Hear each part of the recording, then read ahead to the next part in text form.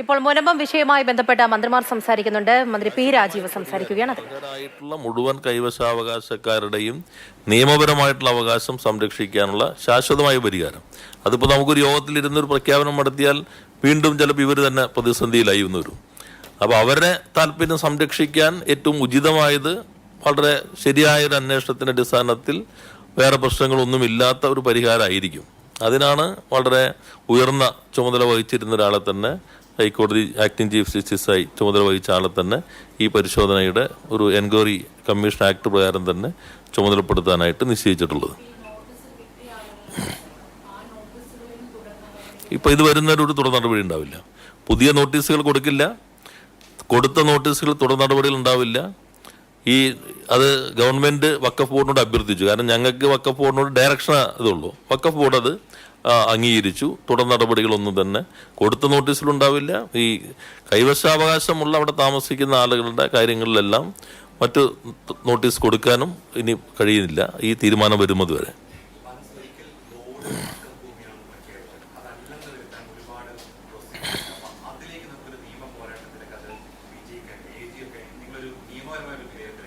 അല്ല, അതുകൊണ്ടാണ് ഇത് എല്ലാ വശവും ഇവർ പരിശോധിക്കാൻ പറഞ്ഞത്. നമുക്ക് ഒരു മീറ്റിംഗ് കൊണ്ട് തീരുന്നതല്ല.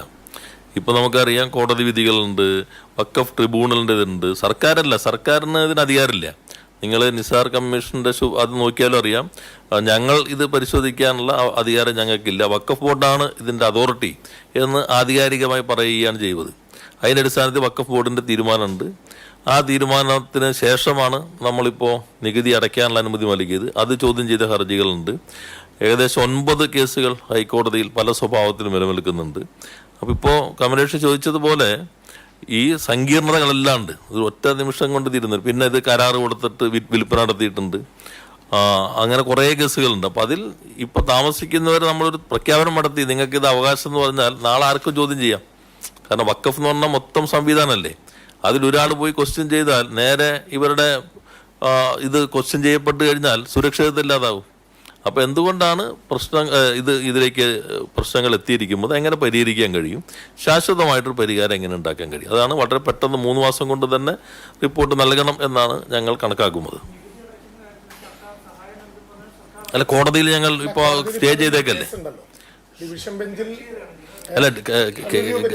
അല്ല ഗവൺമെൻറ് കക്ഷിയാണ് അതിനകത്ത്. ഗവൺമെൻറ്റിനെ കൂടി എതിർകക്ഷിയാക്കിക്കൊണ്ടാണ് ഈ വഖഫ് സംരക്ഷണ സമിതിയുടെ ആളുകൾ കേസ് കൊടുത്തിട്ടുള്ളത്. അതിൽ സിംഗിൾ ബെഞ്ച് വിധിച്ചു, ഡിവിഷൻ ബെഞ്ച് വീണ്ടും വന്നു. അപ്പോൾ വീണ്ടും സിംഗിൾ ബെഞ്ചാണ് പരിശോധിക്കുന്നത്. ആ സ്റ്റേ നിലനിർത്തിക്കൊണ്ട് പിന്നെ പരിശോധിക്കാൻ പറഞ്ഞിരിക്കുകയാണ്. അപ്പോൾ അതിൽ തുടർ നടപടി കോടതിയിൽ ഗവൺമെൻറ് സ്വീകരിക്കും. നമ്മളത് സ്പീഡാക്കാനും നമ്മുടെ ഭാഗം ശക്തമായി അവതരിപ്പിക്കാനും ആവശ്യമായ സമീപനം ഗവൺമെൻറ് സ്വീകരിക്കും. ട്രിബ്യൂണൽ സർക്കാർ കക്ഷിയല്ല നിലവിൽ. കാരണം വഖഫ് ട്രിബ്യൂണലിൻ്റെ സ്വഭാവം ഉണ്ടല്ലോ.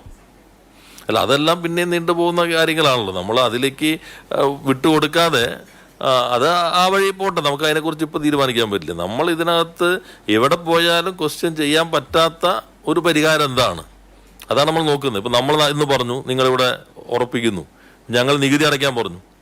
കോടതി പോയപ്പോൾ കോടതിയുടെ സ്റ്റേ ചെയ്തു.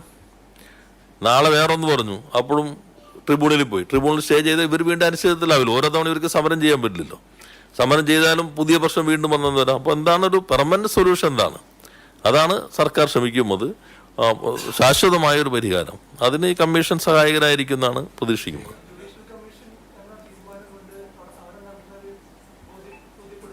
അല്ല, അവരായിട്ട് ചർച്ച ചെയ്യും. മുഖ്യമന്ത്രി തന്നെ അവരായിട്ട് ചർച്ച ചെയ്യും. ഈ ഭാഗങ്ങൾ അവരോട് വിസ്തീരിക്കും. അത് ചർച്ച ചെയ്യും. അവരുടെ നോക്കി വളരെ പെട്ടെന്ന് തന്നെ CM അവരെ കണ്ടിരുന്നു.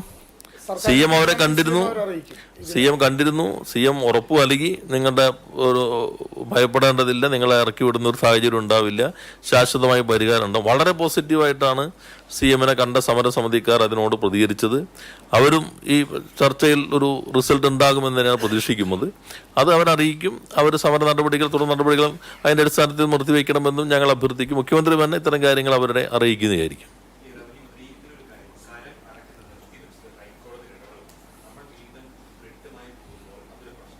റിട്ടല്ല, ഉള്ള കേസിൽ തന്നെയാണല്ലോ കേസാണ്. 7/10/2022 തഹസിൽദാർ അവിടെ പിന്നെ നികുതി അടയ്ക്കാനുള്ള അനുവാദം കൊടുത്തുകൊണ്ടൊരു ഉത്തരവിറക്കിയിരുന്നു. ആ ഉത്തരവിനെ ആദ്യം സിംഗിൾ ബെഞ്ചിൽ ചോദ്യം ചെയ്തു.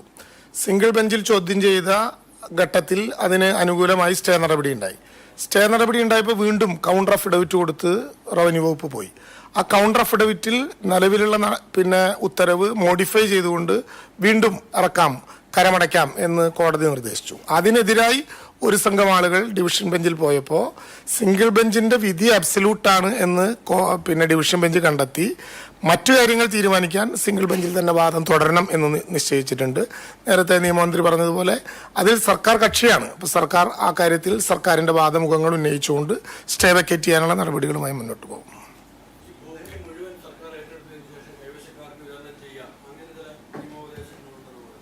അല്ല, നിലവിലിപ്പോ പറഞ്ഞല്ലോ ഇത് സംബന്ധിച്ച് നേരത്തെ ബഹുമാനപ്പെട്ട രാജീവ് മന്ത്രിമാർ ഈ മുനമ്പം വിഷയത്തെ സംബന്ധിച്ച് ഉന്നതതല യോഗത്തിലെ തീരുമാനങ്ങളെ സംബന്ധിച്ച് സംസാരിക്കുകയായിരുന്നു.